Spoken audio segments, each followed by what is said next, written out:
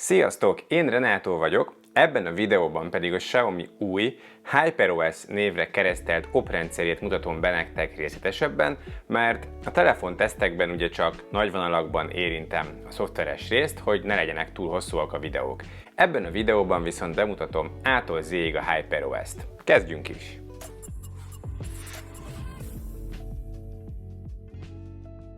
A HyperOS még egészen új, de már több Xiaomi, Redmi és Poco telefon megkapta, és még rengetegre érkezik a közeljövőben, így nyugdíjazzák a már évek óta futó MIUI-t. Aki használt már MIUI oprendszerrel futó telefont, annak az új HyperOS az teljesen ismerős lesz, külsőre szinte semmit sem változott, főleg a motorháztető alatt történtek változások, kisebb lett a mérete, így kevesebb helyet foglal, stabilabb lett, biztonságosabb lett, szebbek az animációk, és még pár ilyen kevésbé észrevehető változás történt, de egyébként tényleg az alapjairól újra van írva az egész a hatékonyság érdekében. Később jönnek majd még extra funkciók, például AI feliratozás, fordítás, AI portré vagy AI kereső a galériában, de ezek egyelőre csak béta fázisban vannak, még így nem elérhetők. Na de nézzük is meg, hogy milyen használni. Alapvetően egy klasszikus menü elrendezést kapunk, ahol jobbra-balra lehet haladni, tetszőleges elrendezés szerint, de például alkalmazásfiókra is válthatunk, ahol a telefon kategóriákba rendezi a telepített alkalmazásokat, és ez természetesen keresővel is rendelkezik. Természetesen az appokat hosszan nyomva gyors funkciók érhetők el. A mappák átméretezhetők, és mappába lépés nélkül is indíthatók az appok egy koppintással. A vezérlőközpont és az értesítési sáv külön van alapból, jobb oldalon lefelé suhintva a vezérlőközpont, bal oldalon lefelé suhintva pedig az értesítési sáv jön be, de ez természetesen kikapcsolható. Testre szabási lehetőség rengetegféle van. Ha hosszan nyomva tartjuk a kezdőlapot, akkor modulok pakolhatók ki tetszőleges helyre, vagy módosítani lehet a háttérképeket, a telefon témáját, csengőhangokat, vagy akár a betűtípusokat is. Ha a záróképernyőt tartjuk hosszan nyomva, a záróképernyő is módosítható, mind háttéranimáció, mind feliratok tekintetében. Gyári alkalmazás jó sok van galéria, videónéző, böngésző, saját alkalmazásbolt és különböző rendszeralkalmazások is. Külön kiemelném a Mi távirányítót, amennyiben a telefon rendelkezik infrával, okos távirányítóként is tud funkcionálni így. A Galéria app pedig támogatja a tárgyak kiemelését a képekből, de ez még nem működik annyira jól, mint a Samsungnál vagy az Apple-nél. Az alkalmazások közötti váltás az alkalmazás előzményekben egyszerű, és lehet függőleges vagy vízszintes elrendezést is állítani. Ezen a felületen lehet lebegőablakot vagy osztott képernyőt indítani egy alkalmazásból. Van egy okos oldalsáv is, ami bárhová odarakható, ahol neked kényelmes a használata, hogyha innen indítasz valamit, az automatikusan lebegő ablakként jelenik meg.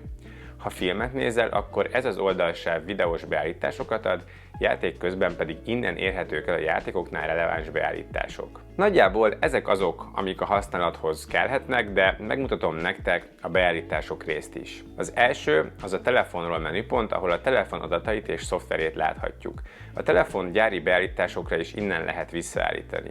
Ha új szoftvert keresnél, itt csak rá kell bökni a HyperOS feliratra, és megnézi, van-e új verzió, mik a verzióváltozások, és fent a 3 pöttyre kattintva további beállítási lehetőségek érhetők el. A rendszeralkalmazás frissítés menüpont a gyári alkalmazásokat frissíti. A Wi-Fi, Bluetooth, mobilhálózatok beállítások úgy gondolom maguktól érthetődők.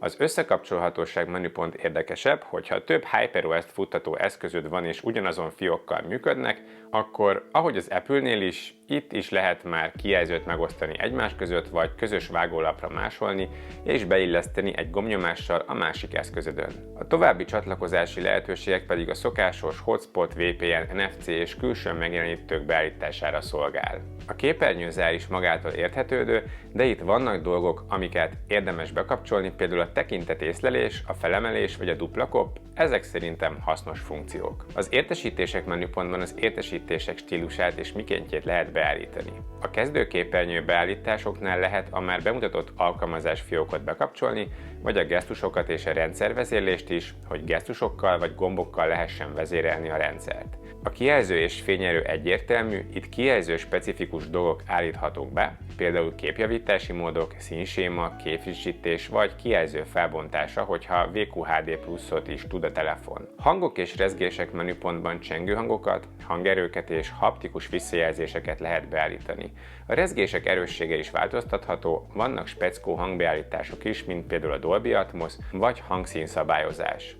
A háttérkép menüpontot már mutattam a főképernyőről elérve, ahogy a témákat is. Az ujjlenyomat és arcadatok menüpontban lehet megadni minden olyan beállítást, ami a telefon feloldásához kell. A biztonság és veszélyhelyzet az tipikus Android funkció, itt saját egészségi adatok adhatók meg, valamint vészhelyzeti kontaktok. A biztonság és adatvédelem a telefon védelmét hivatott ellátni, itt láthatók az ezzel kapcsolatos beállítások. Az alkalmazások menüpontban az appok egyedileg is konfigurálhatók, illetve az engedélyek is innen kezelhetők. A galériát külön megmutatom, a HyperOS-ben már HDR-ben is visszaadja a fotókat, és egyébként ez már Instával is működik. Az akkumulátor menüpontban az aksi beállításai láthatók, lehet üzemmódot váltani például teljesítménymódra vagy akkukímélő módra, és itt lehet speciális beállításokat is, mint például az optimalizált töltést bekapcsolni, vagy gyorsítani a töltési sebességet. A digitális jólét és szülői felügyelet a használati szokásokat mutatja, illetve alvással kapcsolatos beállítások vannak. A Heads Up is érdekes, hogyha bekapcsolod, a telefon séta közben mindig figyelmeztet, hogy előre néz. Valamint, hogyha gyermeki a telefon, szülői felügyeleti beállítások adhatók meg. A Xiaomi fiók és a Google fiók beállítások szerintem mindenki számára egyértelműek, a további beállításokban van még pár dolog. Egyrészt az alapbeállításokon kívül vannak kisegítő lehetőségek látás, hallás vagy fizikai sérüléssel élőknek, másrészt egyes kézmozdulatok is itt konfigurálhatók, illetve bekapcsolhatók olyan funkciók, mint például az egykezes használat vagy a már említett oldalsáv, ami a lebegő ablakok fülön található. Ha a telefon rendelkezik virtuális memória lehetőséggel, a memória bővítmény funkcióban bekapcsolható, illetve akár pulzusszám-mérés is kezdeményezhető innen, hogyha optikai ujjlenyomatolvasós a telefon. És majd az AI lehetőségek is itt lesznek elérhetők, ha a béta fázison túllépnek. A tartózkodási hely is evidens, itt a helyadatok, helyszolgáltatások és ezek engedélyei kezelhetők. Ennyit gondoltam elmondani a HyperOS első verziójáról, hogyha van kérdés ezzel kapcsolatban, nyugodtan keressetek a kommentekben, ha tudok, segíteni fogok. Remélem hasznos volt a videó, hogyha igen, akkor kérlek dobjatok rá egy lájkot, és iratkozzatok fel a YouTube csatornámra. Köszönöm szépen a figyelmet, legyen szép a napotok, sziasztok!